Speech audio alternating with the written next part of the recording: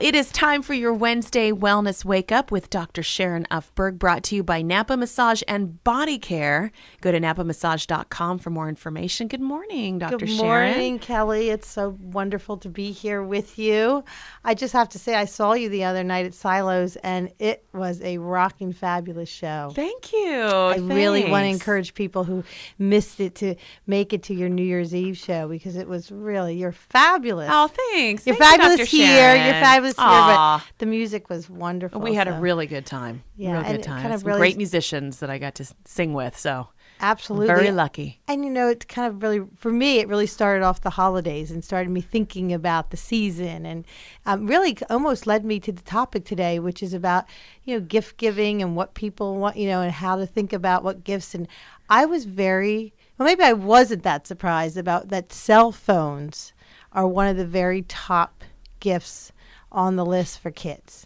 You know, all the wireless devices, iPads. Oh, so right, iTouch and the music players, MP3 players, and exactly all that. Yeah. But I think what people don't realize is that, you know, there is a safety part of cell phones, and that's really what I wanted to talk to you about today. Yeah. You know, it's very important that parents and gift givers recognize that cell phones should be used cautiously. And so meaning that if you're going to give a kid a cell phone, they have to be certain that they're going to use a headset at all times, and that they're going to use the speakerphone, and they're not going to leave it in their pocket all day long because there's really such enormous research now regarding cell phone safety.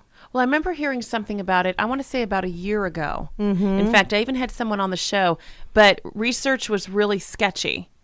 And but now, you've got, please do tell us what you found, Sharon. Well, the best way to describe it is that cell phones are like the tobacco of this generation, meaning, you know, back in the day, there was a huge amount of research that made it very clear that cigarette smoking and tobacco was definitively not healthy. Right. Yet the industry squelched and created a lot of controversy for years because it was such a huge moneymaker. So people were never quite sure for many, many more years than they needed to be that tobacco actually definitively was a danger. So nobody now in our generation, nobody thinks that there isn't a danger to smoking.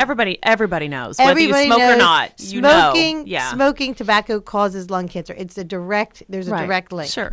Well, it's really the same way with cell phones in this generation. The reality is that there is definitive research since the 90s that talk about the fact that microwave cell radiation, the radiation that gets emitted from wireless cell phones, do cause changes in your brain. There is a whole body of research from the beginning, from the 90s, and few people really realize that wireless devices even have a safety guideline in the fine print in everything that you get. There are rules that actually make manufacturers put some safety warnings in that basically says, you know, you must keep your cell phone 0.98 inches from your body. Now, the problem with that is that two things. One, if you've got a little toddler using, playing with your cell phone all the time, their arms are too short to even keep the cell phone that far away from themselves for any length of time. And two, the studies that created those manufacturer guidelines really used a subject, meaning a man 6 foot tall with a 11-pound head with a very large skull, and only using the cell phone a half hour per day. Well, what person uses their cell phone for only a half an hour per day? I use my cell phone all day long. I use it for everything. In fact, I was thinking about it yesterday that I use it as my alarm clock. Mm-hmm. Yes, of course, I text. I use it to call. I use it to surf the net. I check my emails. I check my Facebook. I play a game on it, a couple of games on it. And I even have a flashlight in it. Exactly. We all do. It's like I use it constantly. Well, the reality is that there's 6 billion other people using the cell phone every day, too. Kids, adults. Like I don't have a landline anymore. I just have my cell phone. It's my business phone. It's my private phone. Right. That's the way it is. That's the difference between when you're comparing cell phones versus tobacco. Even back in the day, not everybody smoked, right?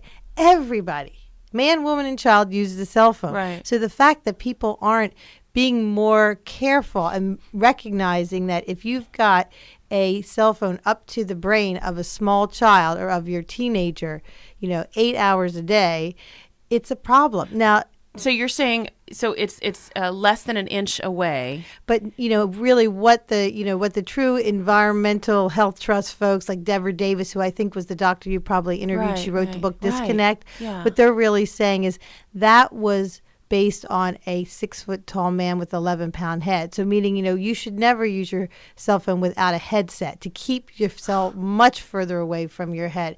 The studies, the World Health Organization actually has come out as of May of this year and said there is a direct link from heavy cell phone usage as a carcinogen, meaning, more increase in brain tumors for people using cell phones. Now, other countries, not the U.S., Finland, Israel, France, many other nations are taking the lead in protecting their people from this radiation, meaning they are putting out warnings right on the package. Like, when you see a package of cigarettes and it says, warning, they're doing that. They're requiring that on every cell phone to say, microwave cell radiation is dangerous. And the fact that the industry has squelched, it's like you say, there was all this kind of, not this research. For whatever piece of research was, there was a question, there's hundreds of controlled studies that are showing that things change when you've got microwave cell radiation. One of the things that I think that people need to know about is that cell phones sitting in the pocket of your pants all day for young boys and for young girls is terrible for their fertility. The studies that show that having a cell phone in your pocket all day, reducing the amount of viable sperm in a man, it's what, you talk about the issues of fertility and, healthy, human reproduction. When you take a kid who started carrying a cell phone at 6 or 7 or 8 years old and has that on in their pocket all day long, every day, day after day, year after year, what's going to happen when that young man or woman is 25 or 30 years old and starts to, have children? What has happened to their reproductive organs based on all these studies that show there are serious changes to DNA having this microwave cell radiation around? So, this sounds like a big bummer for everybody who wants to give their kid a cell phone. Seriously, though, it's information. We made our children wait to age 15. Right. And so, like, our daughter just turned 15 and she got her first cell phone. But, I'm sitting here going, I didn't know all of this.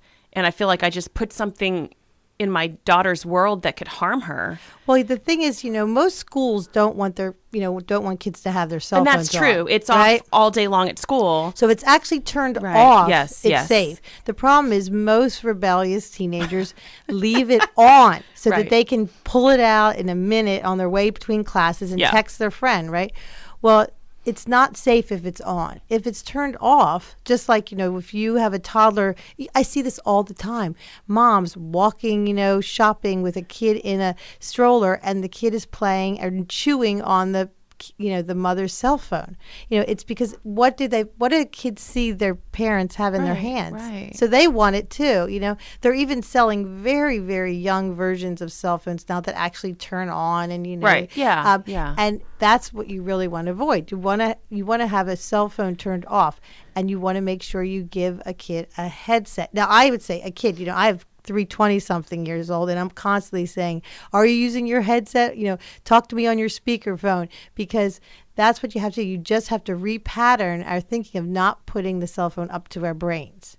Kids' brains are, the barrier is much thinner. The skull is much thinner. And so you get a lot more radiation entering into their brains day after day after day. When you think about it, it's horrifying that, this isn't popular knowledge. You can see the look on my face. I am really just freaking out right now. And so, this is something that is dangerous over a cumulative period of time. Mm-hmm. Most of our children are very young, but, when you think about the fact that everybody is using a cell phone all the time. So it's not just, I'm saying it for children because this is the moment where we give lots of gifts to kids, but it's also, your friends, I constantly am saying, use your headset. If everybody loved their families, they'd be just putting headsets in every stocking stuffer. And that's the key, is that it may not be so dangerous texting.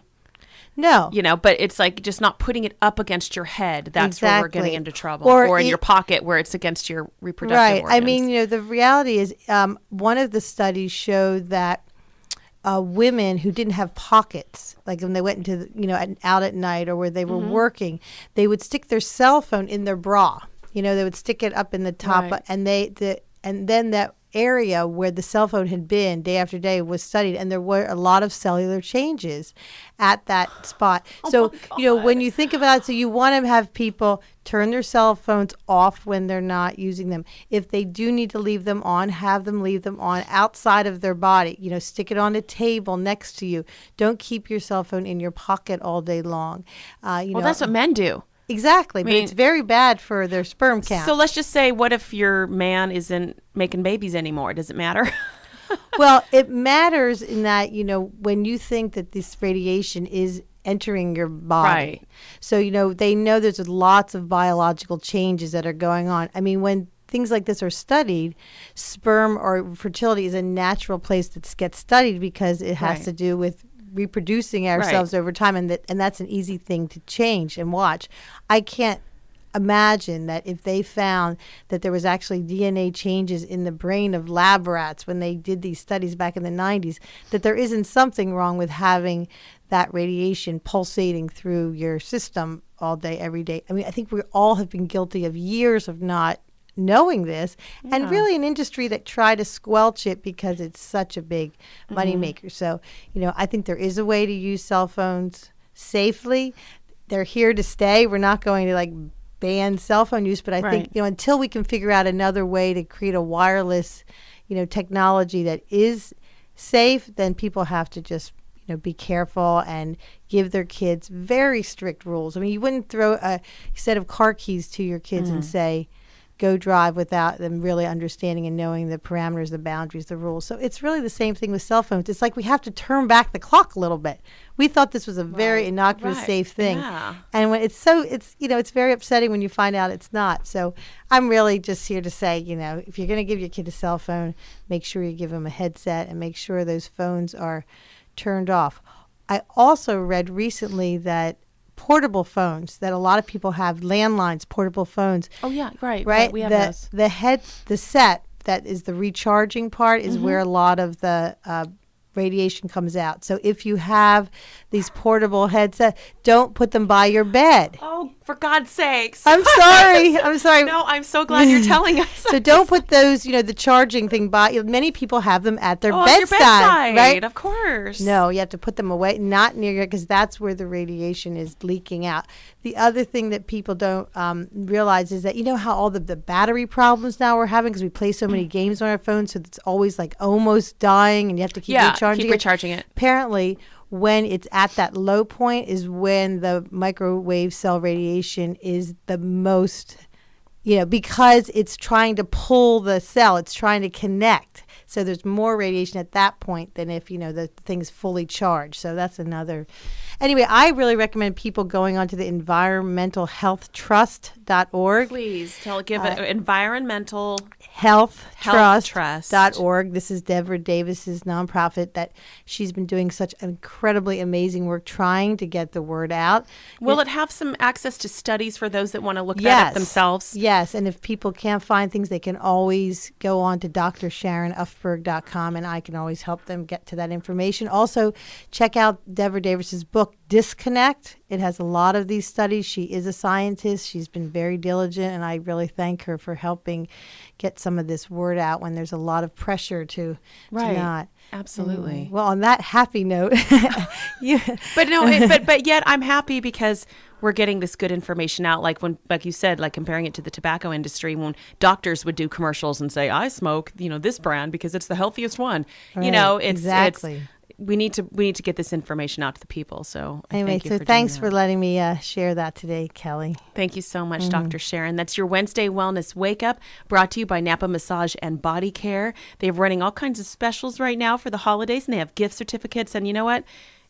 They just have a great heart at Napa Massage and Body Care. It's about giving back to the community. Wonderful group. Yeah, they really do give back to the community. So you can also go to their website, napamassage.com.